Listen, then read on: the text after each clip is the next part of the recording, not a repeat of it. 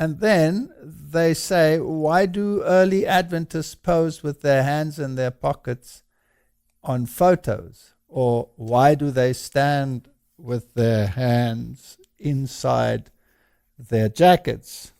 Because that is a Masonic signal. Now, the very idea of a Masonic signal, it must be something that is common out there.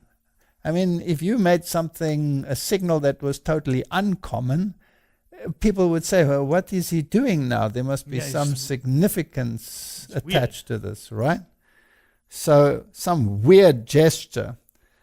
But a signal picture in Freemasonry is something that is specifically connected to a particular circumstance and a particular message. Yes. And there are specific photographers that take the pictures at very specific times. For example, when they shake hands and they're almost reaching, and then there is a specific caption about something that is to happen. That's a signal picture.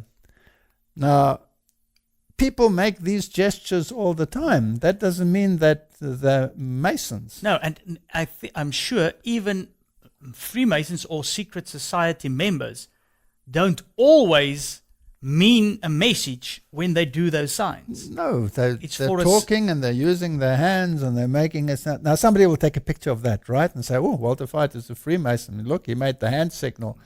No, you're just talking and you're generally, or you're sitting like this. Does that mean that when Donald Trump, for example, sat like this all the time, is everything a Masonic picture, or is this just a habit of his? Mm-hmm.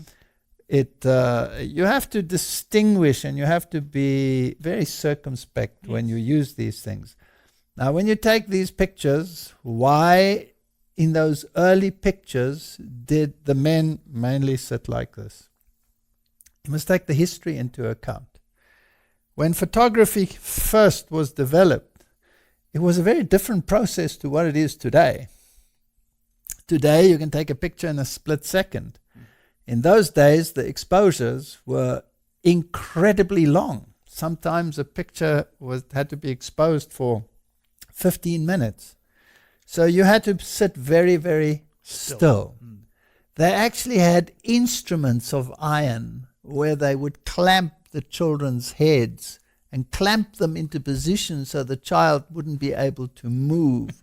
And then after the development, they would paint those out. So there was a lot of drawing in the final product.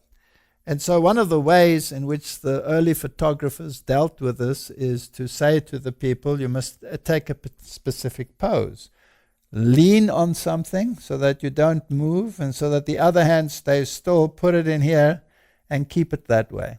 And then freeze for 15 minutes. And because the little children couldn't freeze for 15 minutes, you clamped them. That must have been quite an ordeal. No wonder nobody's smiling on the pictures. There's no time to smile now. And then eventually, as things improved, that was no longer necessary as the exposures became faster. So you must take the historic picture into account. So if you look at those early pictures and you want to assign a secret society connection to a picture, well, then virtually everybody was involved in secret societies. So, calm down to a panic, look at the historic connections, judge people by what they write and not by a picture here and a picture there.